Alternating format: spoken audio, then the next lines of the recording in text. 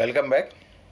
In the last video, I have discussed about the ovary and the female accessory ducts. In that, I discussed about the oviduct. Now let's see the second part of the duct, that is accessory duct, that is the uterus. Now uterus is a single and it is shaped like an inverted pear. Means shape क्या है? Inverted pear की तरह. This is also called as womb. Uterus को दूसरा नाम भी दिया जाता है, that is the womb. Now uterus is also supported by ligaments. Uterus is supported by ligaments to attach to the pelvic wall. Means what? Here the ligaments are responsible for attachment of the uterus with the pelvic wall. Just have a look in this figure. This is the uterus here, and over here are the what? Ligaments are present. These ligaments are able to attach the uterus to the body wall, or otherwise the pelvic wall. Now this wall of uterus has three layers. It has three layers. Let's have a look in the figure first. The three layers are, the outermost layer is perimetrium. Outermost layer is perimetrium, and innermost layer here is endometrium. In between this perimetrium and endometrium is myometrium. Now perimetrium, this is the external thin membranous layer, सबसे बाहर का layer है. The middle layer, that is myometrium, is thick and composed of smooth muscles. Middle layer is, or middle thick layer is what? Composed of smooth muscles, and this exhibits strong contraction during parturition. That means during the delivery of the child or the baby, after the gestation period is completed, parturition takes place, and during that time myometrium, which is made up of thick layer and composed of smooth muscles, they start contracting vigorously, thereby helping in the delivery of the baby. And the innermost layer is endometrium. This innermost layer is glandular, and this lines the uterine cavity. मतलब uterus के सबसे अंदर का जो wall है, uterus की तरह, uterus के साइड पे खुलने वाला, बाहर की सब नहीं, अंदर के साइड में. तो this is called as endometrium. Now this layer undergoes cyclic changes during each menstrual cycle. Each menstrual cycle में क्या हो रहा है यहाँ? Cyclic changes take place. That means thickening of the endometrium in order to receive the fertilized egg for implantation. And if implantation does not take place, then this ruptures, releasing some blood, and the tissues of the endometrium are shed out. Means what? The endometrium has to prepare for the next cycle. So that is why what happens, it ruptures, releasing the tissues and the blood which flows out through the vaginal opening. This happens every menstrual cycle. And in this endometrium only, what I mentioned just now, it thickens or it develops, it becomes thicker to accept or to receive the fertilized egg, so that the egg that has turned into embryo can be implanted and establish the pregnancy. Now here uterus opens outside through a narrow cervix.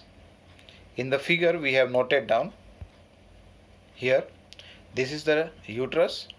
This part over here is the cervix. This cervix opens, or is the middle part you can say, which is lying between the uterus and the vagina. Means what?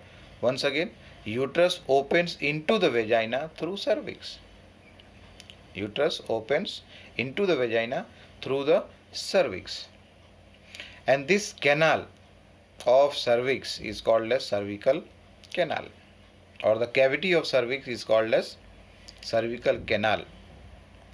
And along with the vagina, it is also called as birth canal. Means cervix and vagina both together, it forms the birth canal.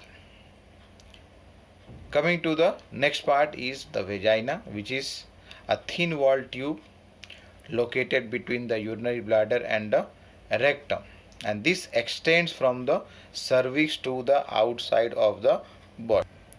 Note down here, this is the vaginal part.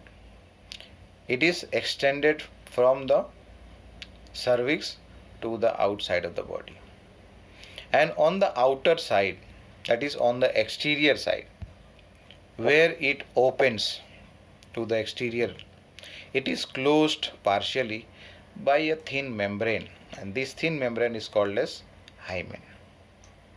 We are going to discuss this hymen in the female external genitalia. Now over here, one thing is there, that is the function of vagina.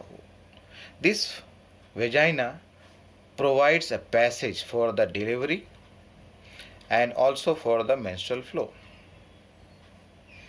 I mentioned earlier that endometrium undergoes cyclic changes.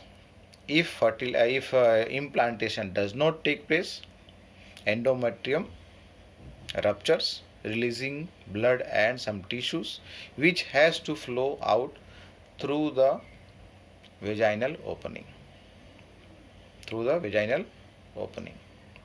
Coming to the next part is the female external genitalia. Now in this, what all parts are included? Mons pubis, labia majora, labia minora, hymen and clitoris are included in the external genitalia of female. Now mons pubis first. It is a cushion of fatty tissues. Means it is having fat in that, which is covered by the skin and the hair, pubic hair.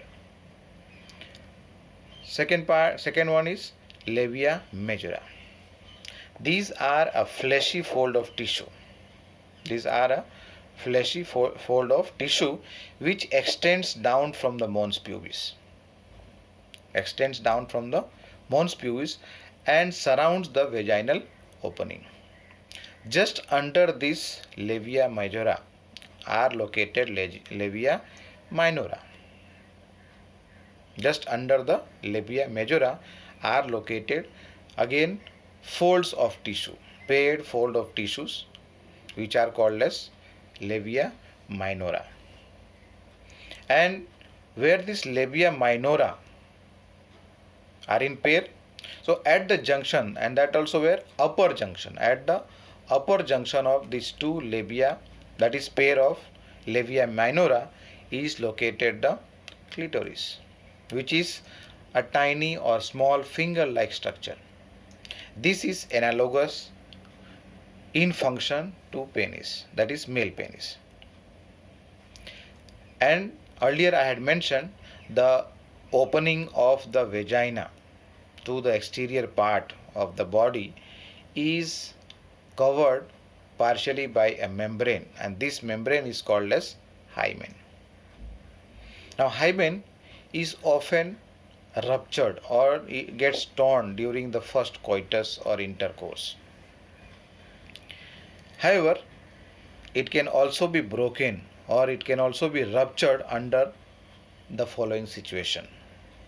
Like first one is by a sudden fall or jolt. a jerk suddenly, and this can lead to the rupture of the hymen membrane. Second reason can be insertion of vaginal tampons, that is used during the menstrual bleeding. And the third reason can be active participation in sports like horseback riding, that is horse riding, and cycling, etc. That is the sports person. In them this can happen due to their performance during the athletic performance. In some women, what happens even after the coitus, even after the first coitus, what happens here? The hymen persists, means it does not get ruptured.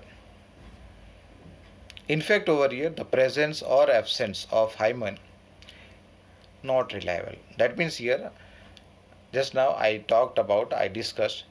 mentioned that this hymen often become torn or otherwise often gets ruptured during the first intercourse.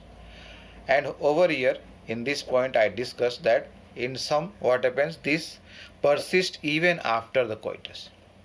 That means what? The presence or absence of hymen is not reliable indicator of virginity here. Now coming to the last part here is the mammary glands. Now here mammary glands are again in pair, and here it is functional mammary gland in characteristics are found in all mammals, and here at present we are talking about the human female. So in human female, mammary glands are functional and well developed, and they contain glandular tissues and variable amount of fats. Now these glandular tissues of each breast is divided into 15 to 20 mammary lobes, and each of these lobes contain a cluster of cells which are called as alveoli.